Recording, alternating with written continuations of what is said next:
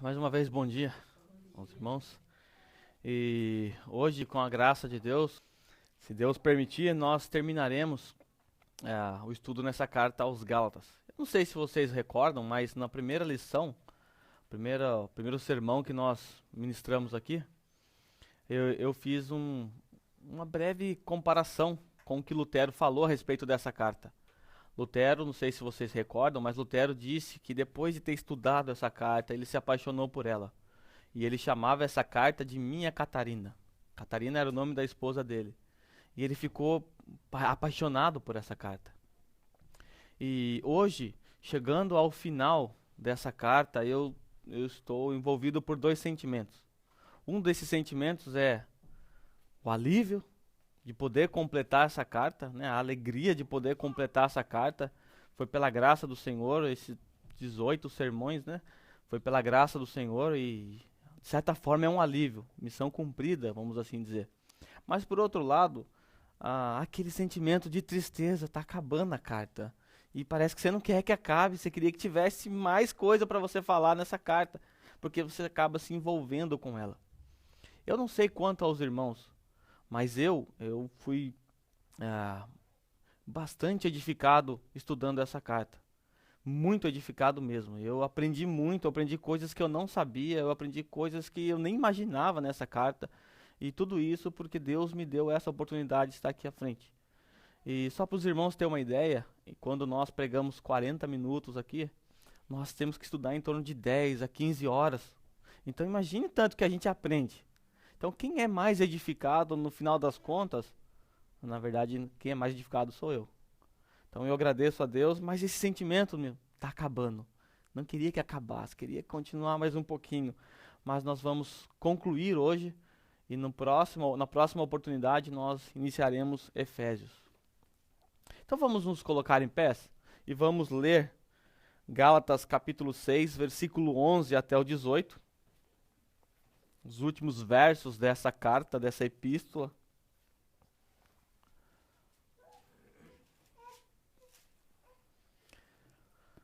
Gálatas capítulo 6, versículo 11 em diante, o texto diz: Vejam com que letras grandes estou lhe escrevendo de próprio punho.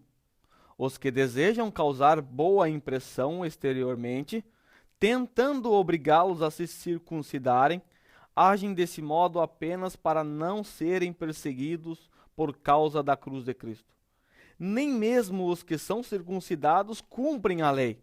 Querem, no entanto, que vocês sejam circuncidados, a fim de se gloriarem no corpo de vocês. Quanto a mim, que eu jamais me glorie a não ser na cruz do nosso Senhor Jesus Cristo, por meio do qual o mundo foi crucificado para mim e eu para o mundo. De nada vale ser circuncidado ou não. O que importa é ser uma nova criação. Paz e misericórdia estejam sobre todos os que andam conforme essa regra, e também sobre Israel de Deus. Sem mais, que ninguém me perturbe, pois trago em meu corpo as marcas de Jesus. Irmãos, que a graça do nosso Senhor Jesus Cristo seja com o espírito de vocês. Amém. Os irmãos podem sentar. O arroz está quase pronto. Irmãos, nós temos acompanhado o desenvolver dessa carta e nós aprendemos que logo nos primeiros capítulos dessa carta, do capítulo 1 até o capítulo 2, nós vimos que Paulo basicamente defendeu a sua autoridade apostólica. Era muito importante para ele fazer essa defesa, porque se ele não fosse um genuíno apóstolo, os seus ensinos também seriam falsos. Então ele prova ser um genuíno apóstolo e depois ele começa a ensinar os Gálatas. Por quê? Porque os Gálatas, como nós sabemos, no meio deles, alguns falsos irmãos, Paulo usa essa mesma expressão, alguns falsos irmãos, alguns falsos mestres, entraram no meio dessa igreja e começaram a disseminar uma mentira. A mentira é que para você ser salvo, para que você se tornasse um salvo do Senhor, um cristão, primeiramente você precisaria passar pela circuncisão, ou seja, é preciso ser judeu antes de ser um cristão. E Paulo começa a mostrar que a justificação não é com base nas obras. Ele nos apresenta a vida de Abraão, mostrando que Abraão creu. e isso foi lhe imputado como justiça. E o que Abraão precisou fazer para ser salvo? Crer. E o que todos precisam fazer para ser salvo? Crer. Então, dentro do cristianismo, não é uma necessidade, não é um requisito necessário para que você seja salvo fazer parte do judaísmo. Não precisa ser judeu. Tanto é que eu descobri isso ontem, arranquei minha barba de judeu. Descobri isso ontem, é tarde demais. Mas não é necessário ser um judeu para você se tornar um cristão. E depois Paulo começa então a abordar a doutrina da justificação. Ele gasta 2,5 capítulos explicando para nós a respeito de como o homem faz para se apresentar justo diante de Deus.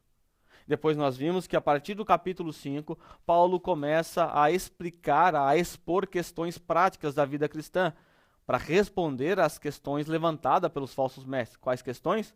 Paulo, o evangelho que você prega, a mensagem que você prega é uma mensagem, é um evangelho que abre espaço para o pecado, dá licenciosidade para o pecado. Se é assim, se eu estou independente da lei para ser salvo, então quer dizer que eu posso viver de qualquer maneira, posso viver a minha vida de pecado. Aí Paulo começa no capítulo 5 a mostrar, não usem a liberdade para dar ocasião à carne, à vontade da carne. Aí nós aprendemos o fruto do Espírito, ele apresenta as características de um verdadeiro cristão e as características de alguém que não é cristão, ou seja, aquele que só pratica as obras da carne, mostrando assim que não faz sentido o cristão defender a ideia de que nós podemos viver a vida de qualquer maneira, a vida sem se santificar. Ele mostra que o verdadeiro cristão produz o fruto do Espírito, porque o Espírito Santo habita nele. Aí no capítulo 6, Paulo começa a tratar de questões pessoais dentro da igreja.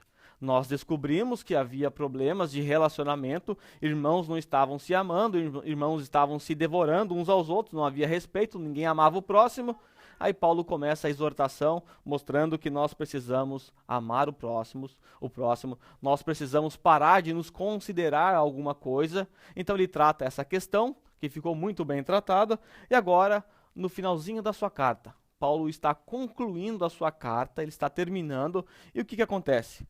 Paulo agora, que se utilizava de um escriba, Paulo se utilizava de um escriba para escrever as suas cartas por razões simples, porque o papiro era caro, porque Paulo também não dominava a escrita grega, ele entendia muito bem o grego, mas a língua primordial dele era o hebraico, então ele se utilizava de um escriba. Isso você vai perceber no final da carta aos Romanos, na qual esse escriba, que era um cristão ali, ele também faz uma saudação à igreja, e 2 Tessalonicenses também no final você vai perceber que Paulo se utilizava disso. Então há aí, na verdade, uma grande discussão se Paulo escreveu toda a carta, mas a grande maioria dos teólogos, dos estudiosos, entendem que a partir daqui, Paulo pega as penas em suas mãos, como era costume dele, para assinar, para que ninguém falsificasse a sua carta, mas aqui ele escreveu um trechinho um pouquinho maior. Tanto é que no versículo 11, ele começa dizendo, vejam com que letras grandes estou lhe escrevendo de próprio punho.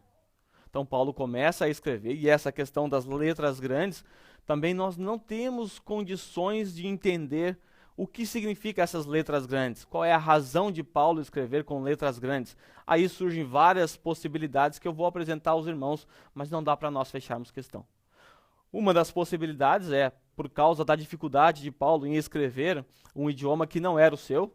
Tanto é que quando nós vamos escrever um kanji, o japonês faz desse tamanho. A gente tenta fazer desse tamanho, mas ele sai desse tamanho. A gente não consegue fazer pequeno. Essa é uma das possibilidades. A outra possibilidade é o problema de visão que Paulo tinha. Paulo provavelmente tinha uma dificuldade em enxergar, como nós já tratamos isso em um dos capítulos aqui. Então por isso ele tem escrito, talvez por isso ele tenha escrito com letras grandes. Mas também há uma outra possibilidade. Naquela cultura, quando alguém queria dar ênfase em alguma palavra, hoje nós sublinhamos ou colocamos em letra maiúscula, naquela época se escrevia com letras grandes. É como se estivesse dando um alerta, prestem atenção no que eu vou falar. Está aqui, ó, isso é importante. Então é como se Paulo estivesse fazendo isso. A verdade é que nós não temos condições de saber o que são essas letras grandes, quais são os objetivos dessas letras grandes. Mas isso não importa, porque não altera em nada a mensagem. Mesmo que nós não compreendamos o que significa isso, A mensagem que segue nós vamos compreender muito bem, porque ela é clara e objetiva. Então, a partir do versículo 12, o que Paulo vai fazer? Agora Paulo vai orientar a igreja a respeito das marcas de um falso mestre. Ele vai apresentar como que age um falso mestre e como um verdadeiro cristão deve agir. Nós vamos aprender exatamente isso. Como é que age um falso mestre, ou seja, quais são as marcas de um falso mestre. E por que isso é importante? Porque hoje nós estamos rodeados de falso mestre, com o advento da internet, do Facebook, do YouTube, com o advento da internet, nós estamos constantemente rodeados de falsos mestres que estão disseminando as suas mentiras na internet. Recentemente nós observamos um falso mestre subir num dos grandes eventos do Brasil para falar que nós somos deuses. Vocês viram isso, vocês acompanharam, Marcos Feliciano subiu no púlpito para falar que nós somos deuses. Pegou um aparelho de iPhone e falou que quem faz milagre é Deus e quem fez aquilo lá. Aquilo lá não é um milagre? Então nós somos Deus. Então é uma grande heresia, uma heresia do passado que já foi tratada, mas está nos púlpitos. E você vê a igreja dando glória a Deus, aleluia, por causa de um ensino falso, de um falso mestre. Então nós precisamos observar as marcas de um falso mestre. O que falar de uma tal de unção financeira com o senhor Silas Malafaia na televisão? Então nós estamos rodeados por pessoas influentes que estão disseminando mentiras, enganos. Então como nós vamos identificar um falso mestre? E Paulo deu essas marcas para esses irmãos, para quê? Porque eles foram enganados por esses falsos mestres. É como se no final de tudo Paulo falasse para eles: se vocês tivessem entendido, observado essas marcas aqui, vocês não seriam enganados por eles. Os falsos mestres falaram para vocês que vocês precisam passar pela circuncisão. E vocês acreditaram. No capítulo 3, Paulo fala: quem vos enfeitiçou? Quem vos enganou? Por que vocês foram enganados? Cristo foi exposto como crucificado diante dos seus olhos. Eu preguei a mensagem do Cristo da cruz. Vocês creram no evangelho que eu preguei, mas agora vocês, como que sendo enfeitiçados, usando essa linguagem de figura, vocês passaram a crer em outro evangelho, porque os gálatas não haviam atentado para a mensagem do falso mestre. Então Paulo vai nos mostrar primariamente as marcas de um falso mestre. Então no versículo 12, vamos ver quais são as marcas de um falso mestre. O versículo 12 começa dizendo o seguinte: os que desejam causar boa impressão exteriormente. Ou, dependendo da versão que você está usando, na carne. Boa impressão na carne. Do que Paulo está falando? Paulo está falando da circuncisão. Porque se nós observarmos o restante do versículo, o texto vai nos mostrar que eles obrigavam as pessoas a passarem pela circuncisão. E a circuncisão era uma cirurgia realizada exteriormente, na carne, certo? É uma cirurgia interna, é uma incisão externa, é uma incisão externa.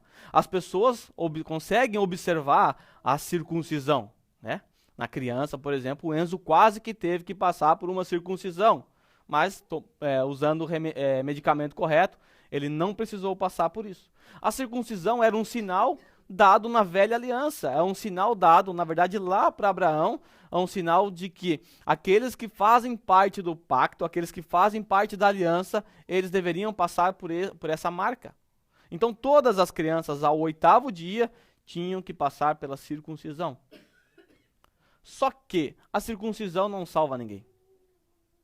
A circuncisão não serve para salvar ninguém. E os falsos mestres estavam dizendo: vocês precisam passar por isso. Sem isso, ninguém vai ser salvo. Mas a intenção do falso mestre não era simplesmente porque ele cria que aquilo fosse uma verdade. Na verdade, no fundo, ele queria apenas causar boa impressão. Então, qual é a primeira característica de um falso mestre? Uma característica de um falso mestre é ele se preocupar com a aparência. É ele querer se aparecer, é ele querer ser melhor que os outros. Esta é uma característica de um falso mestre. Ele se preocupa com o que os outros vão falar. Ele se preocupa com o que os outros vão pensar. Então ele age dessa maneira para agradar as pessoas. Então essa é a primeira característica de um falso mestre. E não pense vocês que por se tratar de falsos mestres, essa mensagem não tem nada a ver com vocês. Porque as características de um falso mestre, essas características aqui, elas podem estar presentes em nossas vidas. Quer ver um exemplo? Um exemplo que nós vamos extrair da própria carta. Lembra que Pedro, quando foi a Antioquia, chegando lá, ele estava comendo com os gentios. Pedro, judeu, comendo, sentado à mesa com os gentios. Aí, Pedro observa que da parte de Tiago, os cristãos judeus, haviam chegado. O que Pedro faz? Se afasta desses irmãos gentios e vai comer com os judeus. Aí o texto nos diz que ele fez isso porque ele estava temendo os da parte de Tiago. Ele estava com medo.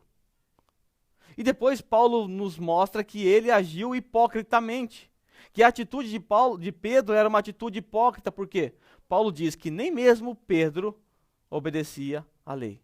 Então essas duas coisas que estavam presentes na vida de Pedro, a hipocrisia e a covardia, são também duas características que nós vamos ver na vida dos falsos mestres. Então, atente, porque essas características aqui de um falso mestre, ela pode estar presente na sua vida. Você pode tropeçar nisso. Bom, Pedro não era um falso mestre. E ele caiu nos mesmos erros. Ele carregou em si algumas marcas dos falsos mestres. Pode ser que você carregue algumas aqui. Ou pode ser que você carregue todas. Eu espero que ninguém carregue nenhuma aqui. Então, se preocupar com a aparência é algo que pode estar em nós também. Pode ser a nossa atitude. Pode ser que nós, ao fazermos alguma coisa aqui na igreja, nós fazemos simplesmente para se aparecer. Às vezes, talvez, a nossa maneira de tratar algumas situações, a gente deveria tratar em silêncio, só ali com a pessoa. Mas a gente gosta de tratar aquilo em público para que todo mundo veja que você é o cara, que você é a cara, né? Que você está fazendo alguma coisa. Então, se preocupar com a aparência, com o que os outros estão pensando, com o que os outros estão, a maneira com que os outros estão olhando, isso pode estar presente em nós. Por exemplo, eu até conversando com o Marcel sexta-feira na casa dele, às vezes a gente pede para alguém orar. Na casa dele ele faz a oração mais simples possível. Mas pede para a pessoa orar aqui na igreja. Como é que é a oração? Senhor soberano Deus Javé. E a pessoa começa a falar todo bonito. Por quê? Quer se aparecer. Na verdade ela não está orando ao Senhor, ela está orando aos irmãos. As palavras usadas são para se aparecer. São simplesmente para agradar os ouvidos do irmão. Mas quando chega na sua casa, você não fala assim. Quando você chega na casa do seu pai para conversar com ele, que você tem intimidade, você não chega lá, ô Senhor soberano papai, posso por gentileza abrir sua geladeira e pegar dos vossos alimentos? Você não fala assim. Você fala com naturalidade, mas aqui na igreja, às vezes, nós estamos nos preocupando com a aparência, com falar bonito. Tá? Então essa é a característica de um falso mestre. Eles queriam obrigar as pessoas a passar pela circuncisão por causa da aparência. Eles queriam se aparecer, eles queriam mostrar as obras. Tá vendo esse senhor aqui? Eu que evangelizei. Eu que trouxe ele para Jesus. Ó, glória a mim. Tá vendo aquela pessoa ali? Foi eu que preguei o evangelho para ela. Se ela é aquilo que ela é hoje, é porque se não fosse eu, Deus não poderia fazer nada. Então as pessoas gostam de se aparecer. E às vezes as pessoas, ao contar seu testemunho público, elas acabam exaltando a si mesmo, ao invés de exaltar a Cristo. Então essa é uma atitude de um falso mestre. Quantos pregadores você viu contando o seu testemunho e o cara gasta 50 minutos falando da vida dele, do que o diabo fez e como ele superou, depois no finalzinho aparece Jesus lá e acabou o sermão.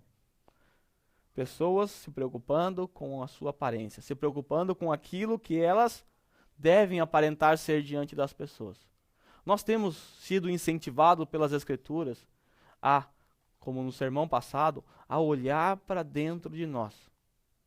Que se alguém acha que é alguma coisa, Paulo disse semana passada, engana-se a si mesmo. Então, se nós achamos que somos alguma coisa e nós lutamos para manter essa aparência de ser alguma coisa, nós somos tolos. Estamos enganando a nós mesmos, porque nós aprendemos que nós não somos absolutamente nada. Então, a primeira característica de um falso mestre, que pode ser a nossa também, é se preocupar com a aparência. Se preocupar com o que os outros vão dizer. Segunda característica de um falso mestre, está dentro do mesmo versículo, os que desejam causar boa impressão exteriormente. De que maneira? Tentando obrigá-los a se circuncidarem. Tentando obrigar a se circuncidarem. Uma das características dos falsos mestres é exatamente o moralismo. É exatamente o legalismo. Eles criam leis e obrigam as pessoas a cumprir essa lei. Então eles estavam obrigando as pessoas, a palavra é forte, é uma palavra pesada, obrigar alguém a fazer algo. É isso que os falsos mestres fazem. Às vezes por imposição, ou às vezes eles iludem você com palavras de maneira que eles obrigam você a fazer coisas que você não faria em sã consciência. Então os falsos mestres, eles usam as suas astúcias para, nos seus sermões, obrigar vocês a fazer coisas que eles querem. Hoje, esses dias nós vendo ali pela internet, uma tal bispa lá, aposta, sei das quantas, com os pés em cima de uma caixa e as pessoas colocando oferta ali. Ela enganou as pessoas. Por quê? Porque ela é uma apóstola e as ofertas eram entregadas onde? Nos pés dos apóstolos. Aí, se tem um apóstolo com o pé na caixa de oferta, o que você vai fazer? Vai dar mais oferta, né? Então, para fazer com que vocês, para obrigar as pessoas a entregar mais dinheiro, então inventa-se alguma coisa, inventa-se uma unção financeira, inventa-se qualquer coisa, para obrigar vocês a seguir aquilo que eles querem. Por exemplo, o texto foi dito aí, não toqueis nos ungidos do Senhor, né? Que foi lido nos Salmos hoje. Esse versículo é usado para quê? Para colocar medo em vocês. Para que vocês façam aquilo que os falsos mestres querem. Porque quando você se levantar e falar, a Bíblia diz contrário, quem é você para falar do ungido do Senhor? Fica quietinho na sua. Eu sou ungido do Senhor. Então os falsos mestres agem assim. E esse jargão, eu sou ungido do Senhor, meu Deus, é o mais usado por um falso mestre. Por quê? É o escudo do erro. É o escudo que ele usa para se defender do erro. Se tirar isso aqui dele, ele vai apanhar com a face em aberto. Aí ele usa um versículo bíblico, as pessoas têm medo porque acreditam que esse camarada é o tal do ungido do Senhor, que na verdade não é. Aí as pessoas têm medo e acabam seguindo as leis que esse cara impõe. Os falsos mestres da Galácia estavam obrigando os irmãos a passar pela circuncisão. A maioria dos falsos mestres de hoje ainda não estão obrigando ninguém a passar pela circuncisão, mas estão obrigando os irmãos a cometerem atrocidades. Lembro-me da história de um pastor que lê um texto bíblico lá de Oséias, vai vai com a mulher e adúltera, né? Vai atrás da mulher adúltera. Tá lá o texto assim. Ele leu adultera e obrigou o marido a permitir que a esposa cometesse adultério com ele, porque a Bíblia mandou. Falso mestre, criando leis para obrigar pessoas a fazer aquilo que eles querem, que você na verdade não faria. Outra característica de um falso mestre, Paulo diz que eles agem desse modo apenas para não serem perseguidos por causa da cruz de Cristo. Então a outra característica de um falso mestre é a covardia. São covardes, eles têm medo da perseguição, eles têm medo de encarar a realidade. O evangelho da cruz, na grande maioria das vezes, traz perseguição para os cristãos. Todos os apóstolos foram perseguidos, sofreram. Paulo vai nos mostrar que ele traz em seu corpo as marcas de Cristo. Apanhou muito. Mas os falsos mestres, eles temendo a perseguição, eles temendo o que os outros vão falar, eles se afastam do evangelho da cruz. Porque o evangelho da cruz é escândalo para os gentios. É escândalo para os judeus. Então os falsos mestres, eles evitam palavras como pecado, condenação, juízo eterno, a vergonha da cruz. Por quê? Porque isso traz escândalo, isso traz perseguição, isso esvazia igrejas. Se as pessoas por aí começarem a pregar o genuíno evangelho, eu te garanto, metade das pessoas que estão ali dentro sairão. Porque os falsos mestres, eles são covardes. Eles estão pregando um evangelho falso para agradar ouvintes, para agradar pessoas. O que eles querem, na verdade, é que as pessoas permaneçam sentadas nos seus bancos, ofertando, sustentando a vida miserável que eles têm. É isso que eles querem. Essa é uma atitude de um falso mestre, covardia. Quantos pregadores não têm mudado a mensagem do evangelho simplesmente para a manutenção da sua agenda? Porque se começar a pregar o verdadeiro evangelho, a sua agenda simplesmente vai ficar em branco, vazia. Então muitos irmãos têm agido covardemente até no meio reformado. Irmãos que se dizem reformados, que estão aí no nosso meio, que são famosos, na hora de pregar a sua mensagem, o que ele faz? Ele prega o genuíno evangelho? Não, ele prega aquilo que o povo quer ouvir. Na verdade é covarde. Mesma atitude do apóstolo Pedro. O evangelho da cruz, o evangelho genuíno produz perseguição. Naquele tempo, perseguição era uma perseguição terrível, até a morte. No nosso tempo é calúnia, é difamação, é coisa do gênero. Aquela pequena igrejinha morta, é assim que falam da gente por aí. Aquela igreja que não tem compromisso com o Espírito Santo, é essas coisas que falam da gente por aí. Apenas calúnias. Pregar o genuíno evangelho, se manter firme, custa até mesmo você ter que entregar um salão. Vocês sabem da nossa realidade, nós estamos entregando o salão de guifo. Mas você acha que o sentimento de tristeza deve parar o nosso coração? De maneira nenhuma. Porque a nossa situação, nós estamos com poucas pessoas aqui, é porque nós decidimos, por causa de Cristo, nós decidimos manter fiel ao evangelho, custa o que custar. Mesmo que isso aqui fique vazio, mesmo que nós não tenhamos mais dinheiro para sustentar isso aqui, nós nos manteremos fiéis ao evangelho. Então nós não podemos ter a atitude dos falsos mestres, que é ser covardes. Então eles se preocupam com a aparência, eles são legalistas e eles são covardes. Eles temem o que os outros vão falar. Eles se afastam do evangelho da cruz. Mas o texto segue. Nem mesmo os que são circuncidados cumprem a lei e querem, no entanto, que vocês sejam circuncidados. Qual é a outra característica de um falso mestre? Hipocrisia. Eles obrigavam as pessoas a passarem pela circuncisão com o intuito de obedecerem à lei. Qual era o argumento? Vocês precisam obedecer à lei. Vocês têm que passar pela circuncisão. Aí as pessoas iam, passavam. E Paulo diz, nem mesmo os que são circuncidados, ou os falsos mestres que passaram pela circuncisão, eles cumprem a lei. Eles estão obrigando vocês a cumprir a lei, mas eles mesmos não cumprem a lei. A semelhança de Pedro, que Paulo diz que nem mesmo ele cumpria mais as leis alimentícias, né, que diz respeito às leis dietéticas, estava ali se afastando dos irmãos por causa da comida e por causa que eles eram gentios. E Paulo os chama de hipócrita. Pedro agiu hipocritamente e os falsos mestres também fazem a mesma coisa. Eles agem hipocritamente, eles criam fardos, colocam nas costas das pessoas, mas eles mesmos não movem um dedo para carregar. São hipócritas, hipocrisia. E isso pode ou não pode estar presente em nossas vidas? Quantas vezes nós não fomos hipócritas? Quantas vezes nós olhamos para a vida dos irmãos e cobramos coisas que nós mesmos não fazemos? Constantemente, nós somos pegos em nossa própria hipocrisia, assim como os falsos mestres. Então, antes de olhar para a vida de um irmão, olhe para o que Paulo falou.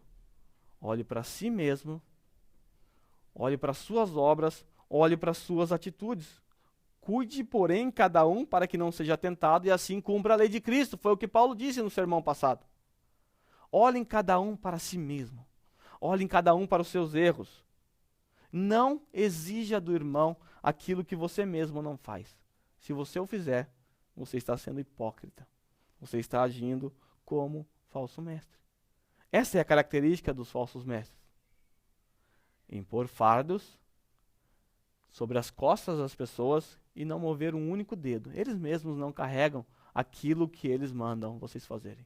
Quer ver? Eles mandam vocês trazer todo o seu dinheiro aqui. Certo? É isso que o falso mestre fala.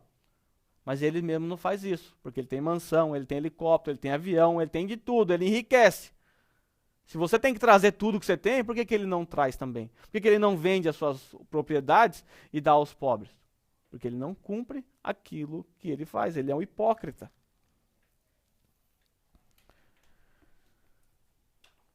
O restante do versículo nos mostra uma outra característica de um falso mestre. Nós vimos que eles se preocupam com a aparência, eles são legalistas, são covardes, são hipócritas e eles são soberbos também.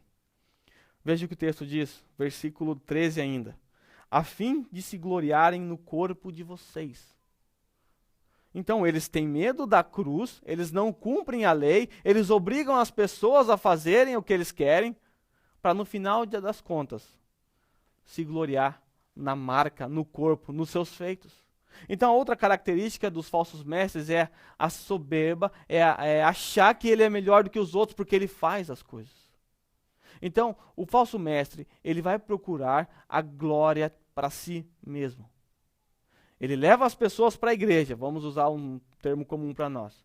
Para quê? Para louvar e engrandecer o nome de Cristo? Não, o falso mestre leva as pessoas para a igreja para simplesmente se gloriar dos seus feitos. Essa é uma característica dos falsos mestres que pode estar presente em nossas vidas? A soberba? A arrogância? A vanglória? Pode ou não pode? Ou é só na minha? Eu acho que também pode estar na vida de todos. Às vezes nós olhamos para nós de maneira equivocada, irmãos, achando que somos algumas coisas. Às vezes nós olhamos para os nossos feitos, pensando que esses feitos são porque nós somos pessoas boas, porque nós temos a habilidade de fazer certas coisas. Um verdadeiro cristão, ele não busca a glória para si, ele busca a glória para o Deus da cruz. Então essa é a característica de um falso mestre. A arrogância, a soberba, achar que ele é melhor que os outros, por quê? Porque ele procura se gloriar, se vangloriar diante das pessoas. Será que essa não tem sido a nossa vida? Será que nós não temos nos preocupado com a nossa aparência diante das pessoas? Será que nós não temos sido legalistas a ponto de criar regras, a ponto de mandar as pessoas obedecerem coisas que nós não obedecemos e dessa maneira nós nos tornamos hipócritas? Será que nós temos sido valentes ao proclamar o evangelho da cruz? Ou será que temos sido covardes? Temos sido amedrontados pelo erro, tem prevalecido sobre as nossas vidas? Será que a soberba não tem feito parte das nossas vidas? Será que nós não fazemos coisas para buscar a nossa própria glória? Para que as pessoas olhem e digam, esse rapaz é bom. Se não fosse ele, a igreja estaria perdida. Será que nós, ao fazermos algumas atitudes aqui na igreja, nós não pensamos assim, louvado seja meu nome? Devemos tomar cuidado, essas são características de um falso mestre. Mas todas essas características, elas podem acontecer em nossas vidas. Mas Paulo, a partir do versículo 14, ele vai mostrar as características de um verdadeiro mestre. Porque Paulo era um verdadeiro mestre. E ele foi atacado, tanto é que ele se defendeu no início da sua carta. E agora ele vai mostrar as características de um verdadeiro mestre. Se as falhas de um falso mestre foram apresentadas e essas falhas dizem respeito a nós também, nós podemos falhar nesses pontos, as características de um verdadeiro mestre também são as características de um verdadeiro cristão. Da mesma maneira que nós devemos fugir dos erros dos falsos mestres, agora nós devemos lutar para seguir as características. E agora Paulo vai falar de si mesmo. Porque ele já provou no começo da carta ser um apóstolo, um mestre genuíno, vindo da parte de Cristo. Versículo 14. Quanto a mim, que eu jamais me glorie. Quanto a mim, que eu jamais me glorie. A primeira característica de um verdadeiro mestre é buscar a glória do Senhor. É não buscar a sua própria glória. Paulo diz o seguinte: quanto a mim, que eu jamais. É um desejo de Paulo. Não que Paulo estivesse dizendo, isso está longe de mim, isso nunca pode acontecer comigo. Mas é um desejo, é uma súplica. Quanto a mim, que eu jamais me glorie, a não ser em Cristo. Então essa deve ser a nossa súplica, o nosso grito. Quanto a mim, que eu jamais busque a minha própria glória. Essa deve ser a nossa intenção. Mas como nós vimos, muito provavelmente, nós em alguns momentos vamos buscar a nossa própria glória. Porque nós, à semelhança dos falsos mestres, nos preocupamos com a aparência. Nos preocupamos em nos gloriar. Mas essa oração, essa marca de um genuíno cristão, de um verdadeiro mestre, é nunca buscar a sua própria glória. Lembra? Aquilo que você é, aquilo que você faz, é por causa do quê? É por causa da sua força? É porque você é bom? É por causa do Espírito Santo que habita em você. É Ele quem capacita você a viver uma vida cristã genuína. Então não é mérito seu. Nada do que você faça de bom é mérito seu. Qualquer coisa que você faça que seja louvável, esse louvor, essa glória tem que ser dada ao Senhor, porque é por causa dele que você conseguiu tal feito. Então a característica de um genuíno cristão ou de um verdadeiro mestre é não buscar a sua própria glória. O que aparece mais no púlpito quando você está ouvindo uma mensagem? A vida do pregador ou o evangelho da cruz? Se você estiver ouvindo mais a vida do pregador do que o evangelho da cruz, certamente você está diante de um falso mestre. Se por um lado, o verdadeiro mestre, o verdadeiro cristão não busca a sua própria glória, por outro lado, ele faz o quê? Quanto a mim, que eu jamais me glorie. Ora, o versículo continua, a não ser na cruz do nosso Senhor Jesus Cristo. Então a segunda característica de um verdadeiro mestre é buscar a glória do Jesus da cruz. Então o Deus da cruz deve ser exaltado constantemente. Agora, se você é Deus, como disse Marcos Feliciano, então exalte a si mesmo. Busque a sua própria glória, porque você é Deus. Agora, se você entende que você é um miserável pecador, caído, que depende, que precisa do Espírito Santo o tempo inteiro, que você é uma criatura que merece o inferno, então busque a glória do Jesus da cruz, porque foi lá na cruz que ele removeu toda a condenação que havia sobre você. Então a característica de um genuíno cristão é viver buscando a glória do Jesus da cruz. A terceira característica está ainda no versículo 14. Ele continua dizendo, por meio da qual o mundo foi crucificado para mim, e eu para o mundo. A terceira característica de um verdadeiro cristão, de um mestre genuíno, é viver uma vida digna de alguém que morreu para o mundo. De alguém que morreu para o pecado. Paulo, é interessante o que ele diz. Eu estou morto para o mundo. Isso sim já deve produzir resultados que mudam as nossas vidas. Mas ele diz, e o mundo também está morto para mim. Então nós temos dois mortos aqui. Eu estou morto para o mundo, eu não vou viver em conformidade com o mundo, mas também o mundo está morto para mim. Ou seja, eu não vou receber influência do mundo. Essas duas características, essas duas mortes que aparecem aqui, elas são marcas de alguém que realmente nasceu de novo. São marcas de um genuíno cristão. O genuíno cristão, ele vive uma vida digna de alguém morto. Alguém que está morto para o mundo. O que um morto faz? O morto não faz nada, ele está morto. O que nós fazemos com relação ao mundo? O mundo não deve nos influenciar, porque você não consegue influenciar o morto. Você pode falar para o morto, levanta, faz qualquer coisa, ele não faz. Por quê? Está morto, o morto não é influenciável. O mundo está morto para ele. E eu estou morto para o mundo. Esse deve ser o nosso anseio. Esse deve ser o nosso anelo por essa verdade.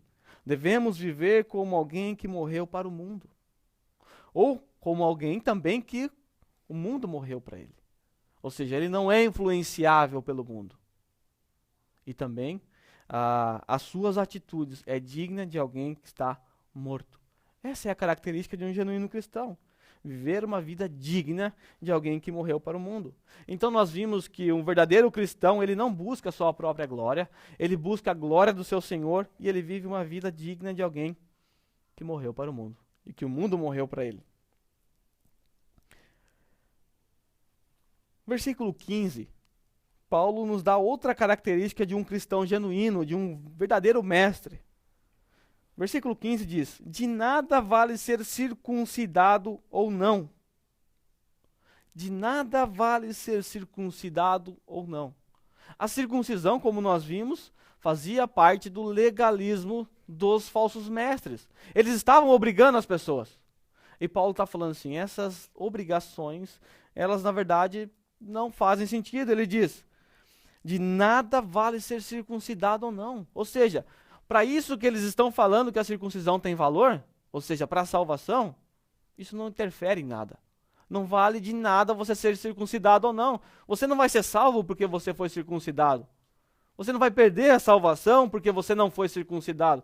De nada vale esse legalismo. Então, uma das características de um genuíno cristão é que ele não é legalista. Ele não fica criando leis que a Bíblia não cria para colocar fardos sobre as pessoas, para manter as pessoas presas aos seus ensinos heréticos. Um verdadeiro mestre, um verdadeiro cristão, ele não está preso ao legalismo. Ele está liberto desse legalismo. Então, a característica de um genuíno cristão é não buscar a sua própria glória, é viver buscando a glória de Cristo, é viver uma vida digna e fugir do legalismo. Mas Paulo continua ainda dando mais uma característica de um genuíno cristão. Ele diz, o que importa é ser nova criação. Então, um verdadeiro cristão, ele vai priorizar aquilo que realmente importa. Toda a discussão estava em torno da circuncisão. Irrelevante. Não vale de nada discutir sobre isso. Questões que não afetam em nada a salvação. Mas um verdadeiro mestre, aquele que está pregando diante de vocês, ou você como cristão, você deve priorizar o que realmente importa. A mensagem que realmente importa para os homens. Você recebe uma oportunidade de levar uma mensagem num aniversário, o que realmente importa? O que você vai falar lá? Você vai temer falar algumas verdades ali para não ofender as pessoas? O que você vai falar lá? Você tem oportunidade. Você deve pregar o evangelho. Você não pode ser um covarde, porque você prioriza o que realmente importa. O que realmente importa é o evangelho da cruz. Os falsos mestres, eles priorizam coisas secundárias, coisas que não têm importância.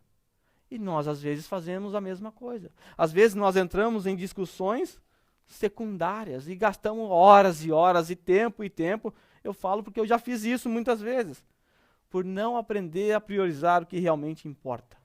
Quantas horas eu já gastei no Facebook discutindo questões tolas que na verdade não chegaram a lugar nenhum.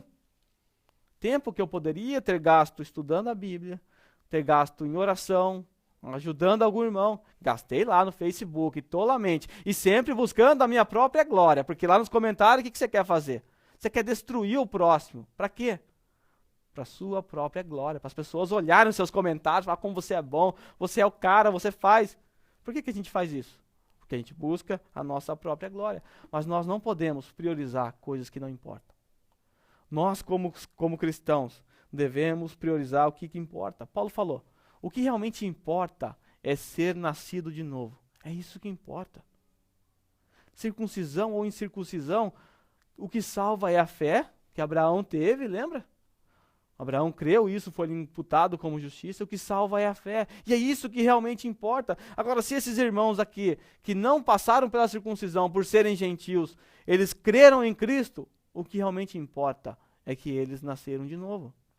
E eles vão reinar com Cristo, eles vão para o céu, tanto quanto aquele judeu que se converteu, que passou pela circuncisão. Então, o que realmente importa? É ser nascido de novo. É isso que realmente importa. Aí no versículo 16, depois de Paulo expor essas regras, aí Paulo vai mostrar os resultados de ser nascido de novo. os resultados de priorizar o que realmente importa. Paulo nos diz: paz e misericórdia estejam sobre todos que andam conforme essa regra. Paz e misericórdia estejam sobre todos que andam conforme essa regra. Só há paz e só há misericórdia na vida de quem realmente nasceu de novo. Quem está debaixo dessa regra, a regra áurea de que o mais importante é você nascer de novo. É isso que muda o nosso destino, é isso que muda o nosso futuro, é isso que define se nós somos salvos ou não. Não é a circuncisão, não é a obediência à lei, não é se você vai lá no Templo de Salomão em São Paulo fazer algumas preces. O que muda, na verdade, o destino eterno do homem é que se realmente o Espírito Santo tocou o seu coração, mudou a sua vida, deu um novo coração e ele nasceu de novo. Se isso aconteceu com o cristão, se ele está debaixo dessa regra, Paulo diz: paz e misericórdia. O que é paz? Não é aquele sentimento de paz que você está num campo cheio de flores. Ai, que paz que eu estou sentindo. Que ambiente pacífico. O que é paz? Paz é o contrário de guerra.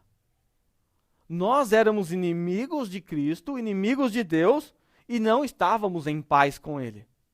Mas Ele, na sua cruz, trouxe paz aos homens. E misericórdia? O que vem a ser misericórdia? Que é o que está na vida de alguém salvo. Misericórdia, a palavra misericórdia pode ser interpretada como você não receber aquilo que você merecia. Sabe quando você ia para a guerra, atacar o seu inimigo, e você está lá à frente do seu inimigo atacando o reino dele. Ele sai e acaba com você. E ele pega você e você está com a bandeirinha lá, clamando por misericórdia. Sabe o que isso significa? Você está dizendo: eu mereço ser fulminado por você. Eu ataquei, eu era seu inimigo, mas não dê aquilo que eu mereço. Me deixa pelo menos vivo. Clemência por misericórdia. Nós merecíamos a condenação eterna, nós merecíamos o inferno, era tudo isso que nós merecíamos. Na salvação, a única coisa que nós entramos para cooperar foi com o nosso pecado. A única coisa. E nós merecíamos a condenação eterna. E aqueles que nasceram de novo, eles gozam dessa misericórdia. O Senhor olhou com misericórdia para aqueles que eram inimigos dele, nós. E não nos deu aquilo que nós merecíamos. Ele diz: quem está debaixo dessa regra, paz e misericórdia estejam sobre todos que andam conforme essa regra. E também sobre o Israel de Deus. Essa regra, a paz, a misericórdia, está sobre todos. E principalmente sobre o Israel de Deus. Você faz parte desse Israel de Deus. Sabe por quê? Porque a mensagem que está por trás aqui, a discussão que está por trás aqui, é se você não fizer parte de Israel, se você não se tornar um judeu, se você não passar pela circuncisão, você será uma classe diferente. Nós que passamos pela circuncisão somos o Israel de Deus, vocês são gentios. Então, para melhorar a situação de vocês, vocês têm que passar pela circuncisão. Aí sim vocês serão Israel de Deus. E Paulo diz: e também sobre Israel de Deus. Por quê? Porque os gentios são colocados como Israel de Deus. Vocês vão ver isso no sermão em Romanos, capítulo 11. Nosso irmão Paulo vai expor para nós futuramente. É, Paulo? ou não, né? Nós vamos aprender a respeito disso.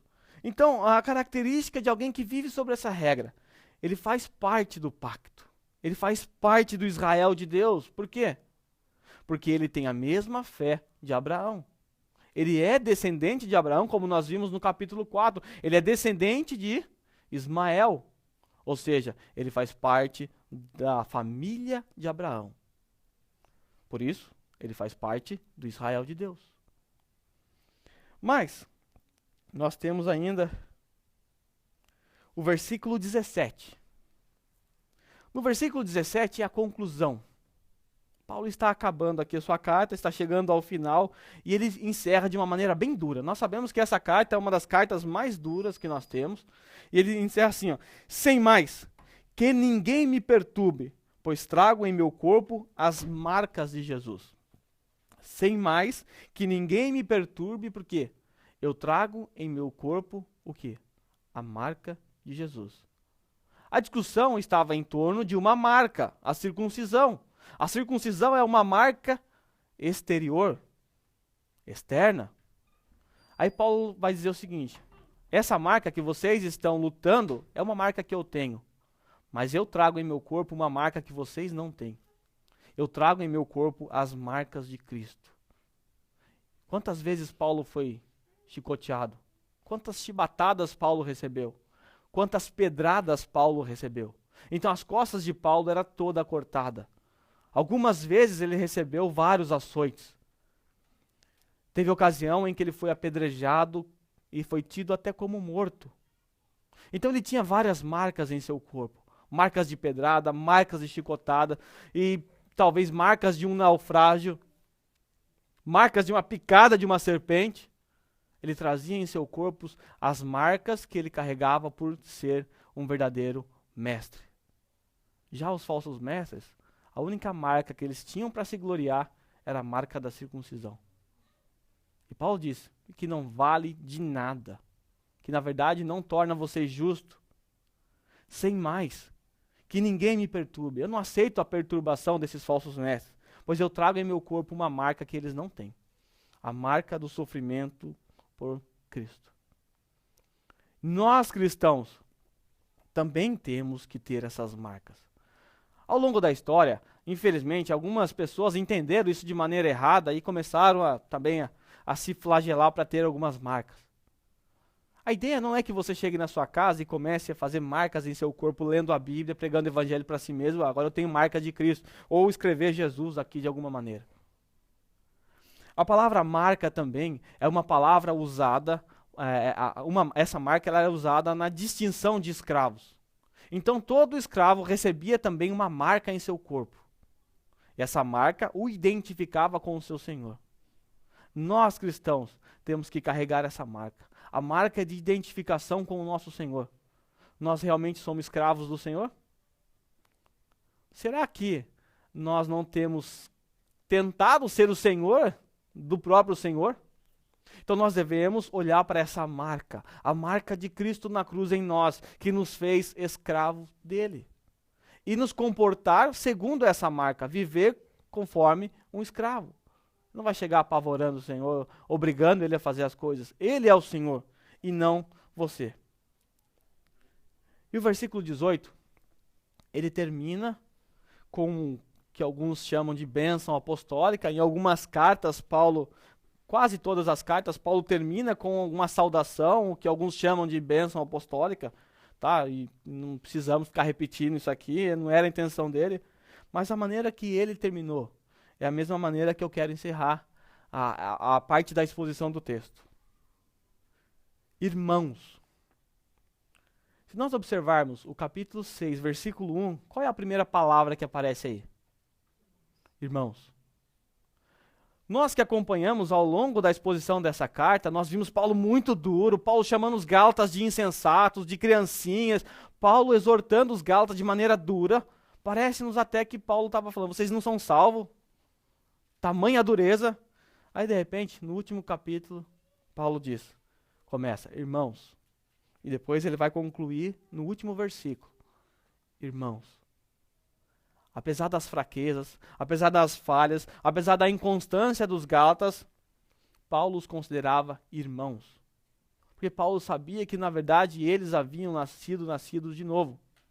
Eles simplesmente foram enganados, como nós também fomos enganados, por falsos mestres. Por isso Paulo olha, irmãos. E Paulo teve toda a paciência do mundo para gastar o seu dinheiro contratando um escriba ou escrevendo de próprio punho uma carta para esses irmãos inconstantes. Paulo não olhou e falou, vocês viraram as costas para mim, vocês deram ouvido para os falsos mestres, então eu não amo vocês mais e o problema é de vocês. Quer ficar no erro? Fiquem. Paulo olhou com amor para esses irmãos que estavam no erro. Porque Paulo um dia estava no erro. No caminho de Damasco, o que Paulo estava? Qual era a intenção? Paulo queria encontrar os cristãos para quê? Para pregar o evangelho para eles, para fortalecer a fé deles. O que Paulo queria fazer? Matar os cristãos. Paulo estava no caminho errado, Paulo era um falso mestre, um legalista.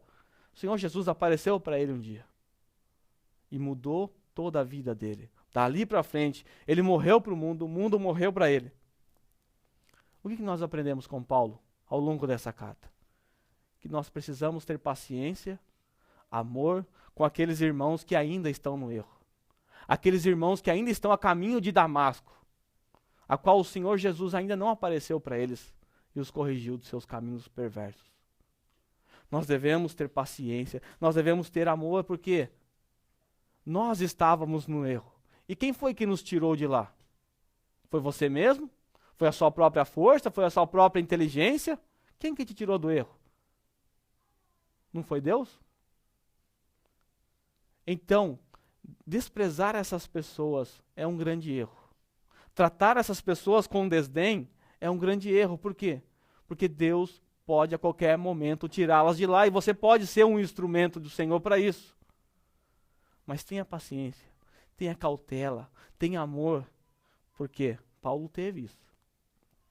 No final, Paulo diz: irmãos, eu sei, vocês são meus irmãos, vocês estão no erro.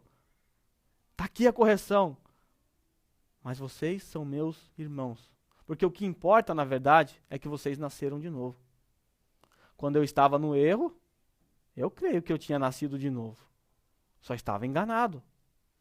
Mas o Senhor abriu os meus olhos. E muitas pessoas, não vou falar todas, porque não dá para falar que todas são, muitas pessoas que estão nos erros, que estão debaixo dos ensinos dos falsos mestres, que estão sendo enganadas, algumas pessoas ali são nascidas de novo. E Deus é que vai tirá-las de lá no momento certo. Na hora certa. Deus é que vai tirar de lá. Eu gostaria que Deus tivesse me tirado antes, porque, nossa, a minha mente mudou, minha cabeça mudou, minha maneira de adorar o Senhor melhorou muito, mas Deus tirou na hora certa. Não foi na hora que eu quis. Não foi na hora que as pessoas quiseram me tirar de lá. Foi Deus. Então entenda isso. Irmãos. Paulo chama eles de irmãos. Que a graça do nosso Senhor Jesus Cristo seja com o espírito de vocês. Amém. Que a graça do nosso Senhor, se por um lado misericórdia é Deus não te dar aquilo que você merece, por outro lado a graça é Deus te dar aquilo que você não merece. A graça do nosso Senhor, a graça de Jesus nos salvou, a graça de Jesus nos fez novas criaturas. E a súplica de Paulo é para que nós, irmãos, aqui hoje, tenhamos a graça do Senhor Jesus Cristo com o nosso espírito. Amém. Conclusão que nós chegamos. Nós concluímos dizendo que nós devemos fugir da aparência dos falsos mestres. Nós devemos fugir das atitudes dos falsos mestres. Nós devemos fugir dos falsos mestres. Nós devemos nos policiar para não agirmos como os falsos mestres. Então nós, primeiramente, devemos não viver de aparência. Seja aquilo que você realmente é. Nós não precisamos enganar as pessoas. Nós não precisamos mostrar a aparência de algo que nós não somos. Nós somos falhos e somos mesmos. E precisamos de um dos outros para corrigi-los, para serem corrigidos. Então não viva de aparência. Não mostre piedade quando ela não existe em sua vida. Fuja do moralismo, fuja do legalismo. Fuja da covardia, não seja covarde. Lute por essa fé que de uma vez por todas foi entregue aos santos. Lute por essa verdade, mesmo que isso custe a sua reputação, mesmo que isso custe o esvaziar de uma igreja, mesmo que isso custe você entregar um salão por não ter condições de manter. Mas não seja covarde, não mude a mensagem, não tire cruz da mensagem. No capítulo 3, versículo 1, nós estudamos somente sobre a cruz, sobre a importância da cruz no ministério de Paulo. Não remova a cruz. Não seja hipócrita. Não exija dos outros aquilo que nem mesmo você faz. Não cobre do seu irmão coisas que você tem dificuldades para fazer. Olhe primeiramente para a sua vida e depois ajude o seu irmão. Tire primeiro a trave que está nos seus olhos. Aí sim você pode tirar o cisco do olho do seu irmão. Do contrário, não faça nada. Abandone a soberba. Abandone o orgulho, a vanglória. Não busque essas coisas. Busque sempre a glória do Deus da cruz, nosso Senhor Jesus Cristo. e viva uma vida digna de alguém que morreu para o mundo. Irmãos, que a graça do nosso Senhor Jesus Cristo seja com o espírito de vocês. Amém. Vamos orar? Pai, nós te agradecemos.